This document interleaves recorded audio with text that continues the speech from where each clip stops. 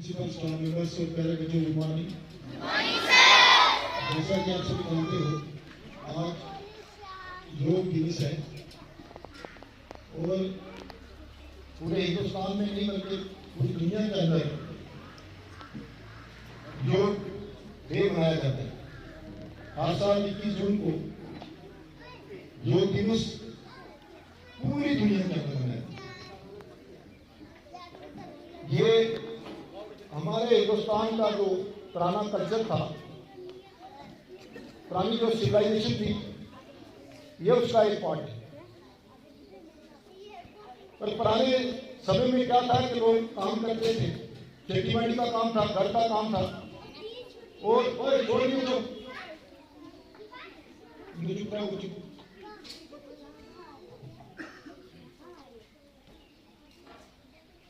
इतनी जरूरत नहीं थी, इतनी इंपॉर्टेंस का पता भी नहीं था, और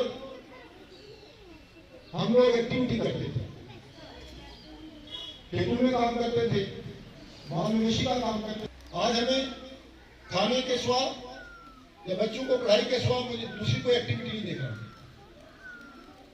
10% बच्चे होंगे जो गेम्स में पार्टिसिपेशन करते हैं तो वो फिट रहते हैं। अब आपके पास दो ही ऑप्शन है, या तो आपने डॉक्टर को पैसे देने हैं खुले, अपने घर को लुटाना है, अपने शरीर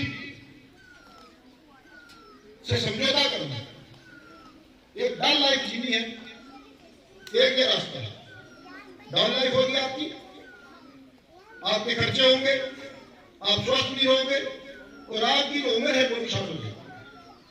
दूसरा रास्ता है कि अगर आप एक्टिविटी करते हो, योग करते हो, तो आप डॉक्टर से बचोगे, आप फिजिकली फिट रहोगे, आप कोई भी काम करोगे, चाहे वो बिजनेस करोगे, चाहे पढ़ाई करोगे, चाहे खेती बाड़ी करोगे, आपका मन उसमें बहुत ज्यादा लगा रहेगा और आप डॉक्टर से बचे रहोगे। ये अक्षय कुमार एक्टर को मैं सुनता रहता हूं कभी, वो कहता है कि जो आदमी 24 घंटे में 1 घंटा अपने शरीर को नहीं देता तो उसको जीने का हक नहीं। और मुझे उसकी बात 100% ठीक लगती कि 24 घंटे में 1 घंटा अपने शरीर को देना है। आपके पास 24 घंटे हैं, 24 घंटे में आप दुनिया के काम में लगे हो, कोई पढ़ रहा है, कोई दुकान कर रहा है, कोई बिजनेस कर रहा है, लेकिन अपने शरीर को कोई ध्यान नहीं दे रहा है। आज शुगर बढ़ गई है, हार्ट अटैक बढ़ गए हैं, बीपी के पेशेंट हो गए हैं, हर घर में बीमारियां आ गई हैं। तो कारण क्या है कि एक्टिविटी नहीं। तो अगर आप 1 घंटा सुबह उठ के अपने शरीर को देते हो, उसमें आधा घंटा वॉक कर लो या 20 मिनट, और आधा घंटा एक्सरसाइज कर लो, योग कर लो, तो मुझे नहीं लगता कि आप जिंदगी में बीमार पड़ोगे कभी। और आप जिस मिशन को करोगे, जो काम करोगे, वो आपका 100% होगा। मैं आप सबको कहूंगा, बच्चों को खास करके और टीचर्स को भी, कि भाई सुबह उठो जल्दी, ये सोने का कल्चर खत्म करो, सबसे पहले उठ के बात करो, बात करने के बाद एक्सरसाइज करो, योग करो, योग करने के बाद रेस्ट लेके आप 10-15 मिनट नहा लो। उसके बाद देखना, नहाने के बाद जो अपने हिसाब से कोई पूजा करता है, भजन करता है, कोई पहले भी करते हैं, अपना अपना सिस्टम है, वो भी करो। फिर देखना कि आपका मन जो होगा, जो भी काम आप करना चाहोगे उसकी तरफ राग़िब हो जाएगा, एकदम आपका मन फ्रेश होंगे आप, और क्लास में आके जो सुस्ती है वो खत्म होगी। टीचर पढ़ाएगा तो आप अट्रैक्ट होंगे उसके साथ।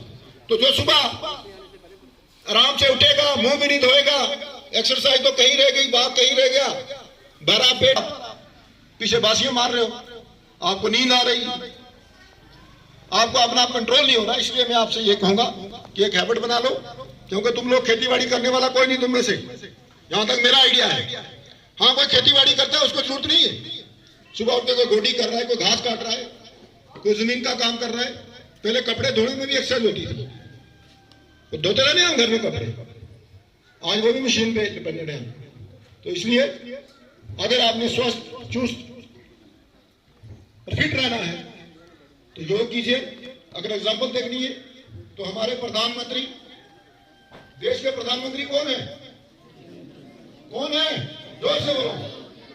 हाँ, नरेंद्र मोदी साहब। और मोदी साहब की उम्र लगभग 70+ ही है, 73-4 के ऊपर ही है, लेकिन 24/7 वो काम करते हैं, 4-5 घंटे सोते हैं। वो एनर्जी कहां से है? वो एनर्जी सबसे पहले सुबह उठ के वो 4 बजे वॉक करते हैं, एक्सरसाइज करते हैं, पूजा करते हैं, फिर अपना दिन स्टार्ट करते हैं और फिर उनको कोई रुकावट नहीं। इसलिए मेरी आपसे यही है कि योग करो, मेहनत करो, पढ़ाई में भी आगे बढ़ो और शरीर को भी फिट रखो। थैंक यू, धन्यवाद।